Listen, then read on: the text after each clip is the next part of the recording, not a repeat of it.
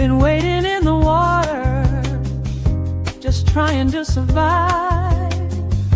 But God said there's more for me, more than staying alive. I'm stepping into power, into what was always mine.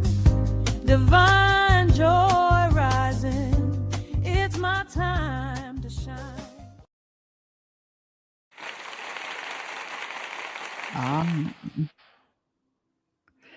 Hello, everyone. Good afternoon. Afternoon, right? Good afternoon. I'm Diane Anderson Butts, and I am the soul care strategist of Divine Joy. This show is Daughters of Divine Joy, and I come here every Thursday so we can have a little chat. Today, we're going to be talking about becoming us becoming the women we want to be. And guess what? That is not a destination, it's a journey.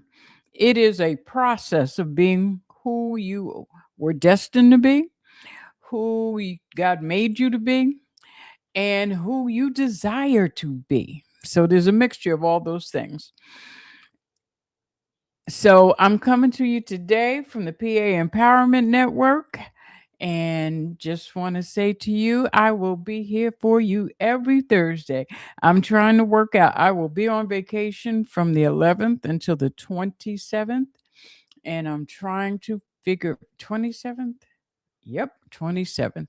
So I'm trying to figure out how we're going to do this show. So I got my little Hawaii thing looked here on my um, the clock. So I do know it is 11 a.m. So there should be no problem with me coming to you live from from Oahu. Anyway, so I have been thinking because I don't know if you all noticed, but there is so many people online, magazines, conferences. I think there's even some church retreat groups talking about talking about reinventing themselves. And I know in some of the circles that of social media that I'm on, there's a lot of talk about reinventing, especially for women over 50 and 60, and sometimes as much as 70. Um, and so I don't know about you, but that term reinventing oneself, it never sat well with me. I just don't, I'm not feeling it. I really not. I don't feel it at all. I feel like it says something that I don't agree with. When you say reinvention to me, what I hear is that I needed to change something to the point where I needed to let it all go, like pack it up, put it in a package, a little, a box, and put it out on the curb for the garbage. And I kind of reject that. I just don't feel like God created any part of me that was wrong. Now, there could be parts of me that are not fully realized, and parts of you that are not fully realized, but it doesn't mean that God made a mistake. I understand this though, and I'm going to say this before I start the show or as we're in the beginning of the show because I don't want anybody to take offense. I understand things happen in life and they can throw you for a loop. I understand there are traumas and tragedies that will happen, and you do find yourself starting what feels like starting all over again. But this is what I know, and this is what I want to assure you 42 and 22 are not the same thing. Neither is 52 and 32. They're not the same thing. Even if you do experience one of those things, the wisdom and the knowledge that you've gained just from maturing, you bring that with you. And that's a beautiful thing.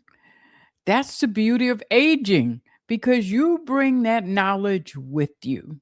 It doesn't go anywhere. You don't have to pack it up. Now, this is what I consider happening with me, this journey, this idea of a journey. I prefer that better because what it says to me is that I'm growing. And so there may be a part of me that I thought was matured and I had it all together in that area, but then something happened, something occurred, and I found out, you know what? I'm even better now than I was back then. I thought I had it together, but I found out there was more to it that I hadn't fully developed into. And so what I consider that we are doing is it's a process of lifelong learning who we are in God, learning who God is, and learning how to persevere, learning how to develop and thrive through all these things that life throws at us. And so I want to say that I do honor the language of reinvention. I understand when you have to start, when you're starting from scratch. Get divorced, you feel like you're starting from scratch. And sometimes women get married and their husbands have most of the money. Or sometimes they have a lot of money, but that joker done ran off with it. Or sometimes in a divorce, especially these days, it's not always the husband is paying alimony. You may not get anything, or you may have to pay him. So, yes, you can feel like you're starting over from scratch, but you are starting with the wisdom and the knowledge that you have. And for me, I think of it as the renewing of the mind.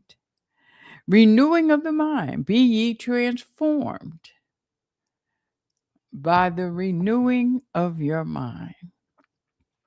So let's sit with this for a while because I've been sitting with it. Um that is my blog for the week on that movement spiritually, in terms of knowledge and skill sets. There's so much of you, especially us older women. There's so much of us that we are carrying with us that are tools. I mean, gifts, the jewels of knowledge, whether it's your career, whether it's how to do certain things, whether it's your spiritual place that you are right now, your peace, your joy that you hold. There are things that you have. Maybe it's even your prayer life. There are things that you have that are stronger today than they were yesterday. And so your tools in having to make a pivot and do something differently, you walking around with a bag of tools that are awesome. So I guess I haven't looked at the things in my life, and I've gone through some difficult things as well. You can read about it in my blog. I don't get into details, but there are some things, and I named them. I named those things that have happened, and we have to name them because I'm. Let me just get this straight too. I don't believe when things happen, when terrible things happen that cause that shake our lives and cause us to have to pivot.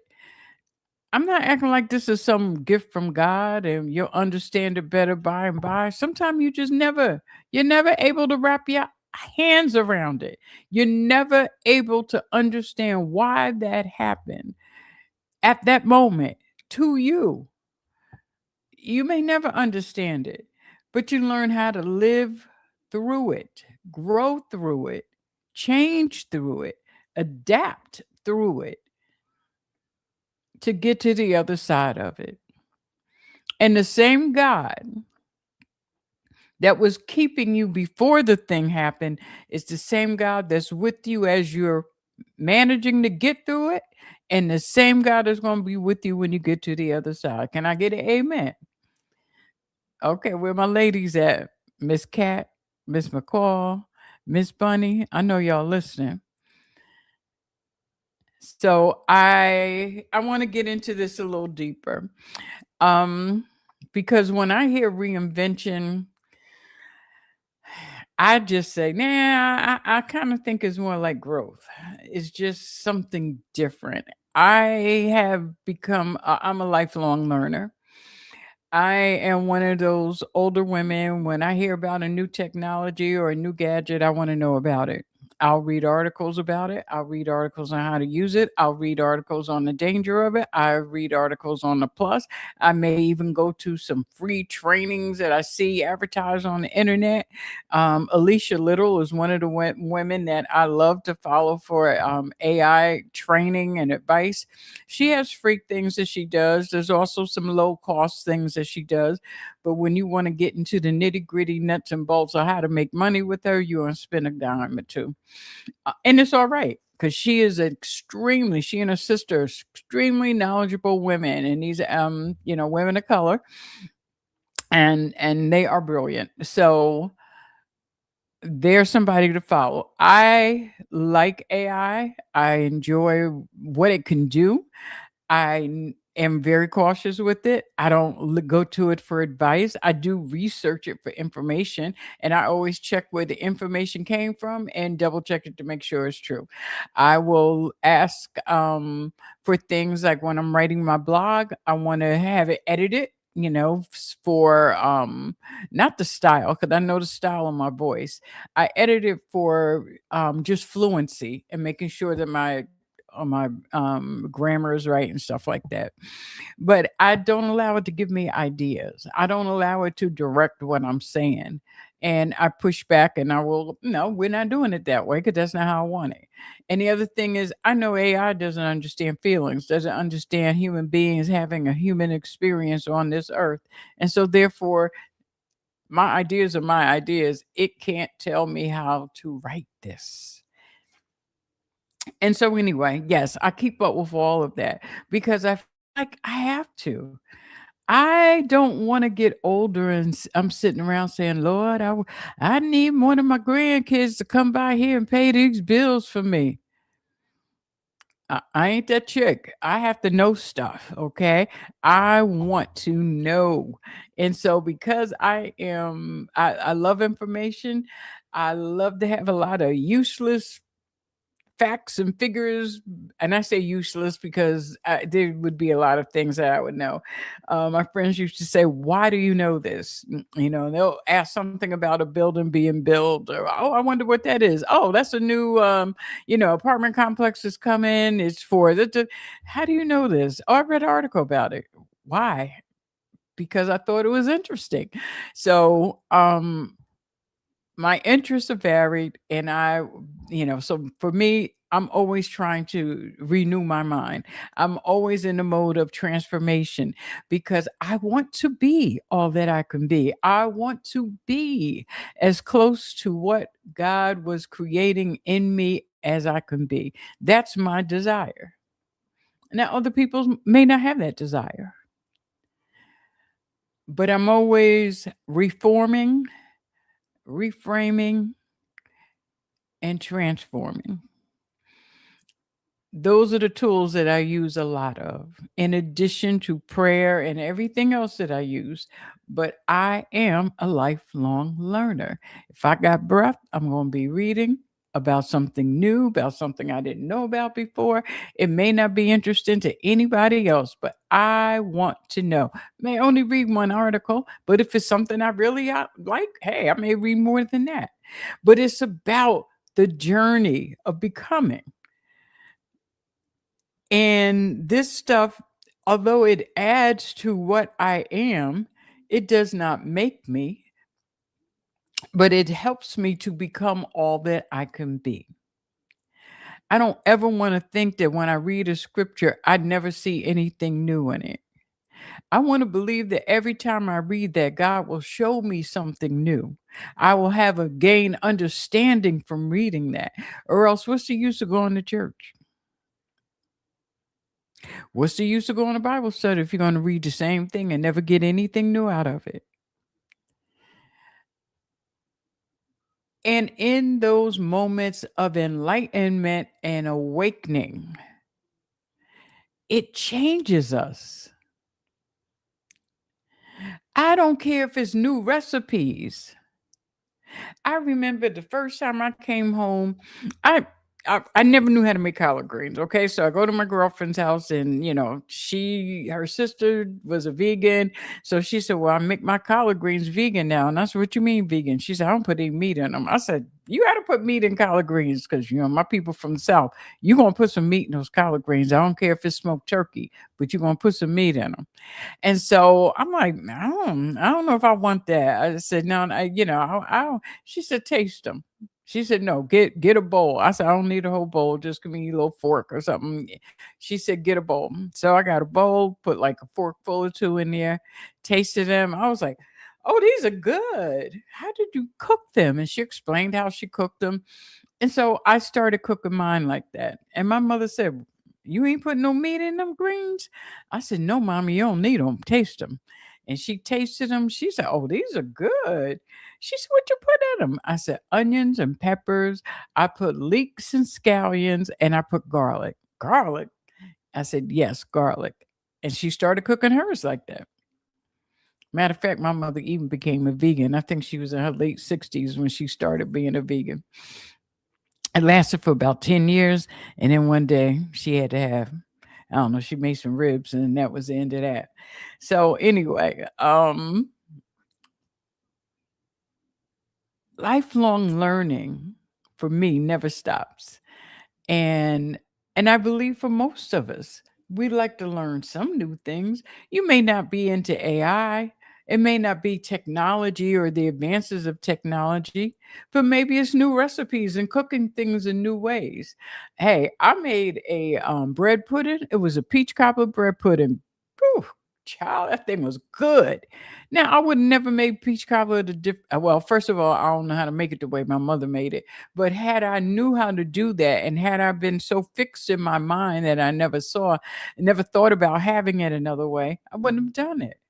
But I like bread pudding, I like cobbler, so I figured, let me put this together. And it was excellent, made with croissants instead of any other kind of bread. Next time I do it, I'm gonna try it with brioche because that has the same buttery bread. In terms of understanding, I bought an electric car because, well, I didn't know as much as I thought I knew about it. But anyway, I got a car. It's real cute. It looked good in it too. However, it doesn't get the mileage I really needed to have. But I experimented. I wanted to see how I liked having a electric car. So those are the things that I mean by the renewing of our minds.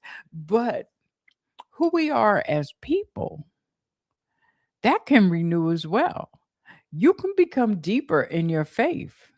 Your spiritual understanding and your soul is allowed to grow. We don't need to stay fixed. Our mama's religion doesn't have to be our religion. As a matter of fact, you may want to reject some of those doctrines that your mother knew, or you may want to start questioning, why do I do things this way? We don't have to keep repeating old patterns. And once you give yourself permission to not repeat what was handed to you, then you give yourself permission to grow differently. Is it better? I don't know. But you're more informed. You stretch your imagination, you stretch how you do things, you take on new perspectives. To me, that is growth. It makes you a more interesting person. You have different things to talk about. I know people get comfortable in how they do things and how they wake up every morning and they have their routines and their life is nice and orderly. But God always has a holy disruption. And these things that happen in life are disruptions. But I don't know if I need to reinvent myself because I feel like what I already have is pretty darn good. It has taken me from being a little girl to bringing me to a 67-year-old woman. It has helped me to understand, even, let me tell you, even after I started dieting when I was 9. or 8, whatever. It was young. So even now in my weight loss journey, I'm having more success and feel so much better about myself than I have ever felt. I didn't have that when I was younger. So I didn't reinvent myself. I just had more to work with. I had opened my mind to different ways of eating and had the discipline this time to be successful. I am looking at, I think right now I'm at 20, 28 pounds that I've lost. That's a beautiful thing. That's a beautiful thing. And so I am on this journey and I love it for myself. I like how people say, "Oh, I love that for you." But I love it for me too. That's why I'm doing it. When I was about 23, my hairstylist, I had, was I that young? Yeah, I was, I'll say about 27, 28. I met this hairstylist in Inglewood, New Jersey, and she would do my hair. And so we became friends, started hanging out with her, and doing different things with her. And I met a lot of people in Bergen County because of her. Um, and I remember this woman who I, liked, would talk to all the time, admired her. And she was saying, she had a little weight on her as well. And she said, I have so much that I'm busy. She was an attorney. She said, I got cases, I got this, that, and the other. I work for myself. I'm self-employed. If I'm not working, who's going to be doing it? I don't have time. And one of her friends, and she was referring to exercising, going to the gym, and doing all this, oh, excuse me, meal prep stuff. One of her friends says, "Listen to me. I love you, and I want you to be on this earth as long as you desire. Having this weight is not going to achieve that. I want you to love you as much as I love you so that you are motivated to find the time to take care of you." And that hit me. That is something I carried with me to this day because I'm telling you about it. So it really impacted me. Love yourself enough to find the time to take care of you. And a lot of us don't do that. So even though I may not have understood it so that I turned it into action when I was 28, I mean, I did have my moments where, I might drop, 20 pounds, 30 pounds. Wasn't that heavy, I think, in my mind and what I had been, the way I had been taught to look at myself made me think I was bigger than what I was. But now I do understand that there's a certain place I don't want to be in terms of poundage numbers, and I am getting close to where I want to be. And that's good because that's a more healthier zone for me. My knees enjoy it, my hips enjoy it, my back enjoy it, and my ankles enjoy it. And as long as my body is enjoying it, I'm going to keep doing what I need to do. Okay. And even though you get off track sometime, but you get back on the picture. That's what I'm talking about, the renewing of your mind. I don't have to go back to that old place and just stay there just because it tastes good. No, because it's not doing me any good. And that's the way I look at it now. So my perspective has changed. My husband is a snack junkie. He brings home all this stuff. Oh, look what I brought you. And I said, oh, I wish you had no. Oh, you don't want it? I said, oh, I want it, but I'm not going to eat it. Why not? Because it's not going to do anything to help me on my journey. That's why not. And so, in the process of becoming, I have a lot more discipline around food so that I can achieve what I want to achieve because I'm finally there.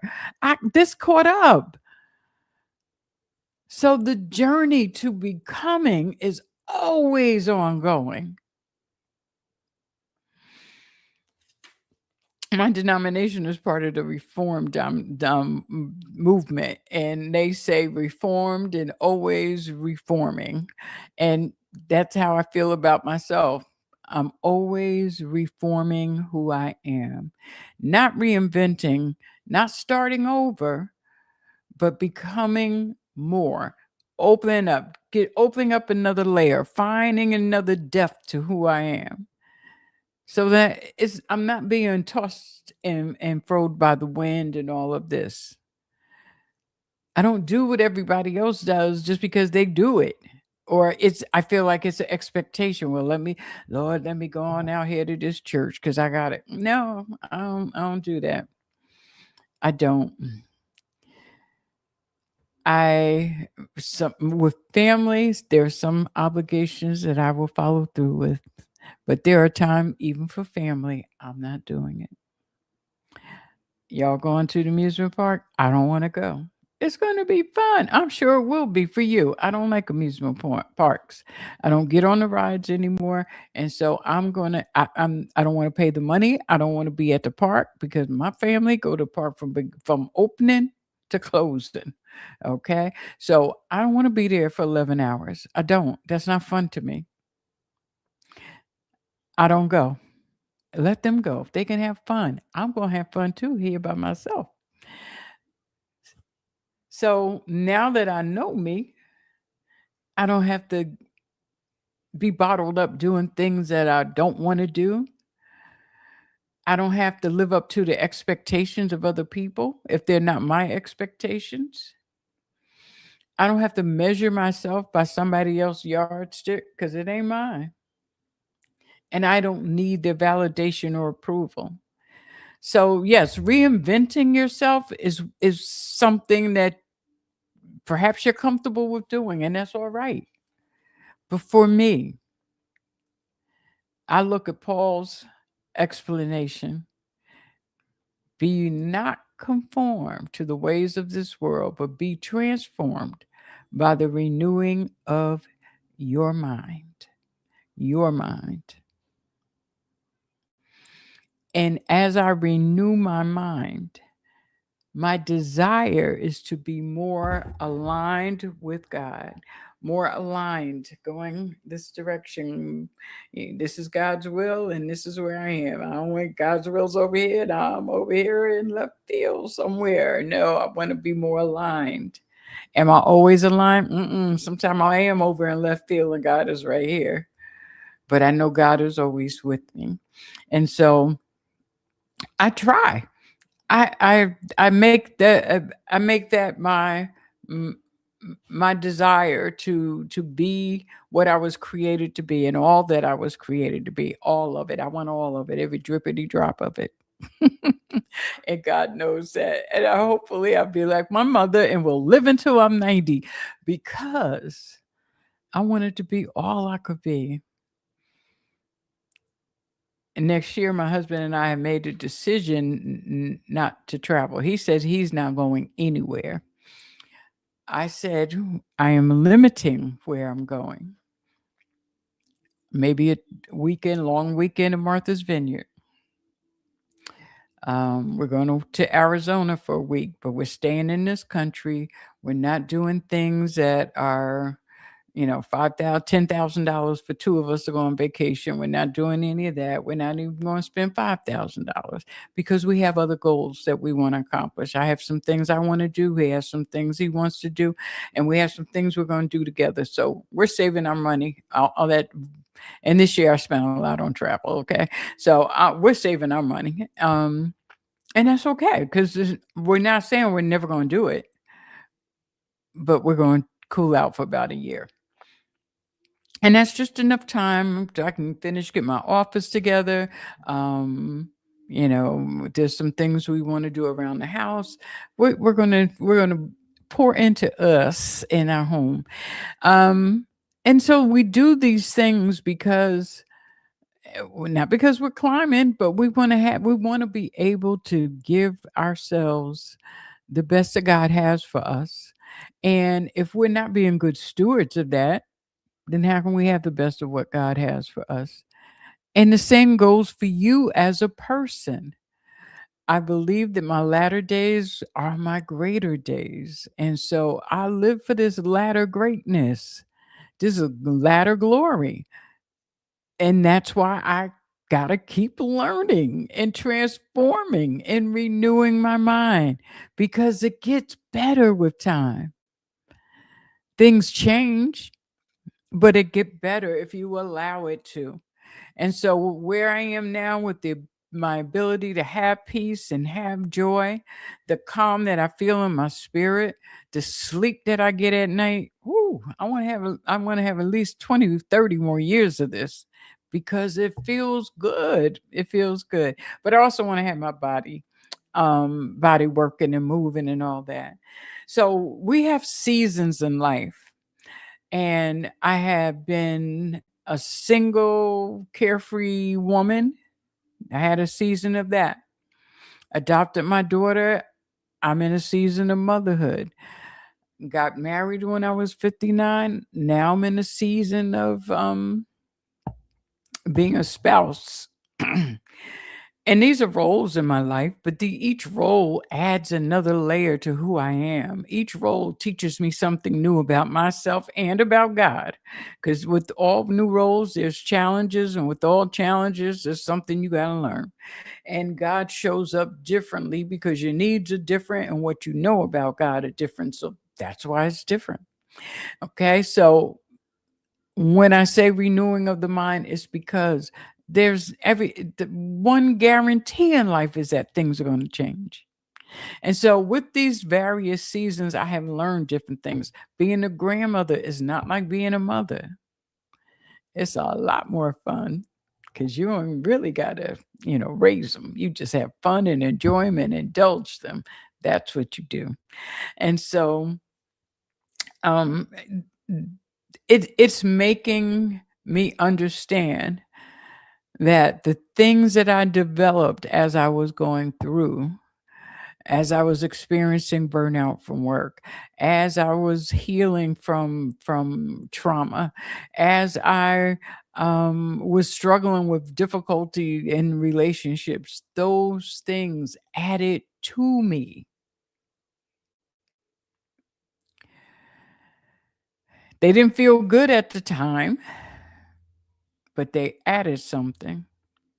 I made choices about my money because of what I have gone through. I made choices about my boundaries because of what I went through.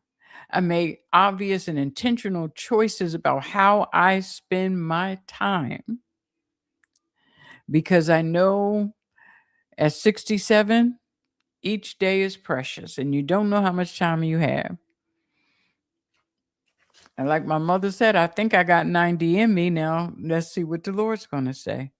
And I'm trying to cooperate by eating better, getting exercise, and getting this weight off of me. And so I want to say that what are you? Where are you in your life, this season of life? Are you seeking validation from people? Are you still people pleasing? Have you learned how to shut out the noise of all everybody else's opinion about what you need to be doing with your life?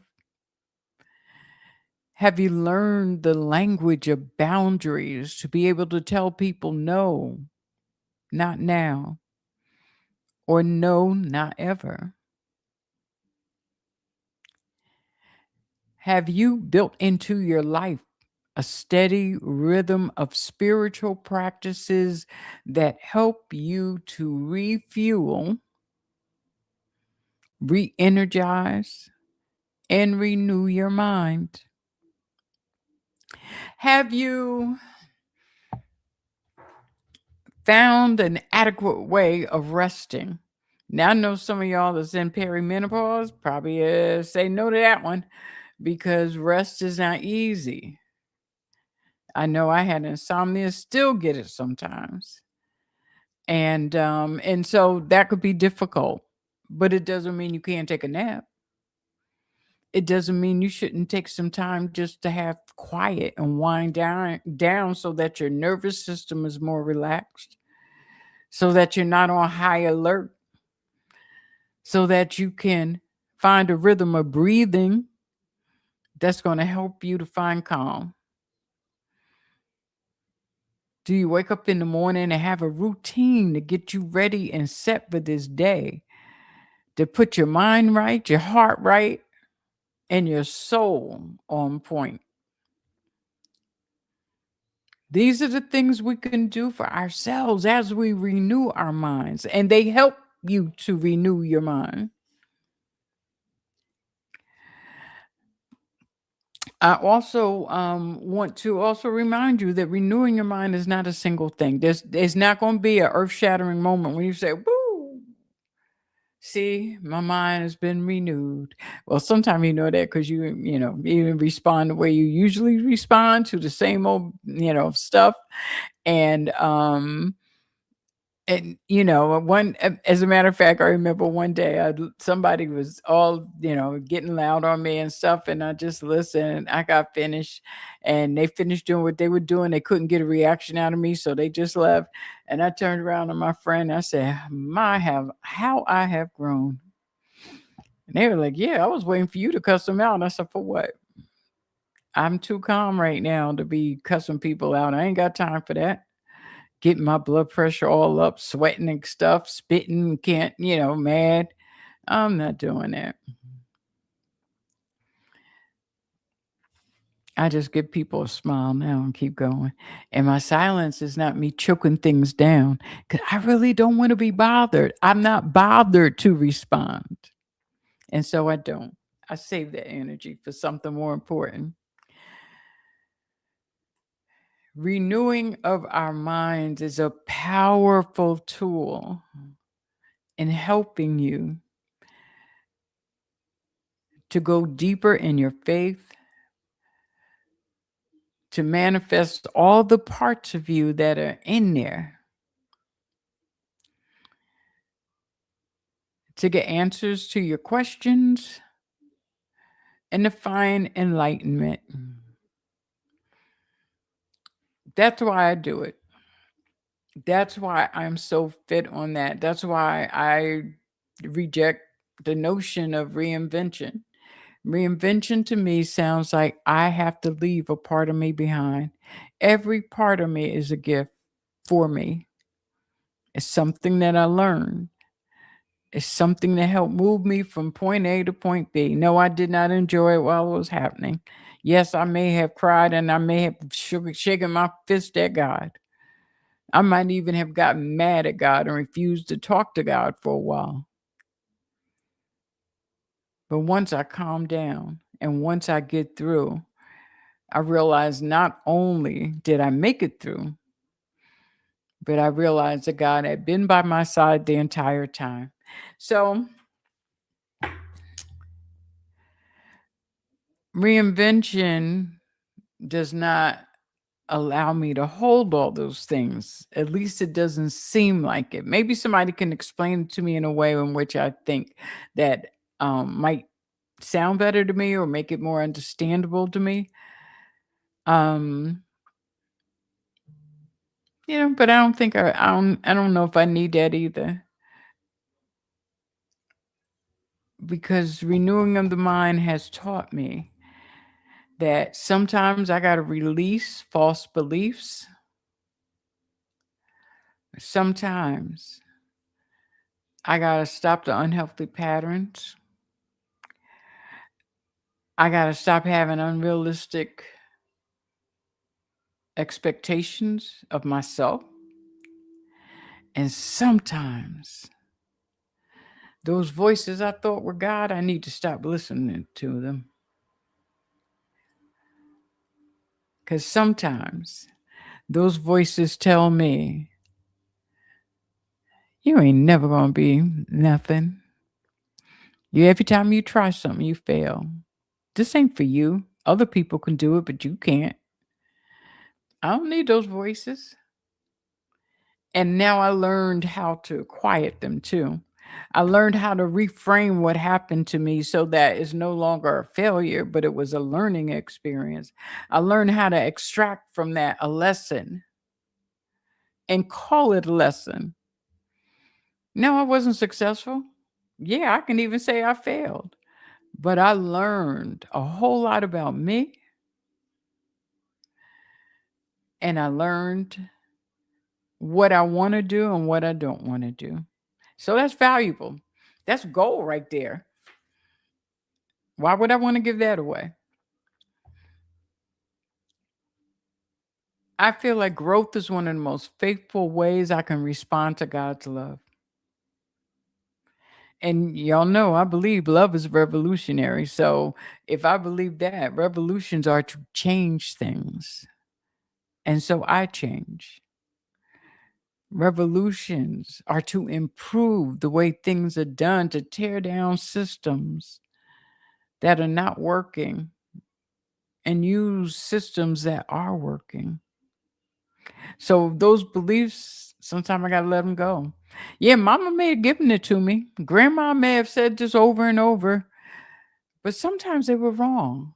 They were right for them, but they're wrong for you. They came from a place of having to survive each and every day in a different context that we aren't living just like that. I'm not saying that we have escaped. We haven't escaped racism or indignation, but we aren't living the way they lived either. And so as we move from season to season, I do take with me the power of prayer, the power to rest and withdraw from this world so that I can renew my mind, so that I can allow my body to breathe in a way that's healthy and satisfying and restful for me. I can put up boundaries and tell people no and not explain it as if I owed them an explanation. I have learned that it's okay to not live up to other people's expectations because they didn't create me. And I don't live my life to satisfy them. And so in this lifetime, I had to consider that maybe this next season isn't asking me to reinvent myself. It's inviting me to renew my mind one more time. It's inviting me to unfold in a whole new way. It's inviting me to find the richness of who I am, to find that diamond that's in the center of my soul. Perhaps what this season is inviting us to be is our best selves. So, with that, I'm going to leave you all. I love you, and I want you to keep dialing in here. I hope y'all saw the new show on Wednesdays, Nurse Connie, on Wednesdays at 4 o'clock. And as Monday, Tuesday, Wednesday, Thursday, there's always something to see. So make sure you dial in and give us some love. Subscribe, tell your friends about this radio network. So many people always say, we don't help each other. Help us. Subscribe, tell your friends, share. Okay. But until then, you all be blessed, be good to yourselves, and love yourself as much as I love you. Amen. Take care. I will see you next week. And next week I will be in Pennsylvania. Okay. Love you. Bye bye. Be good. Welcome to Daughters of Divine Joy, the radio show for women who are tired of choosing between success and their sanity. Each week, we gather around this virtual table to talk about the things nobody else is saying out loud: how to lead without burning, how to set boundaries without guilt, how to honor your calling without sacrificing your soul. This is a sacred place for women who are done accepting chaos as normal and ready to claim the joy that's been their birthright all along. This is Daughters of Divine Joy.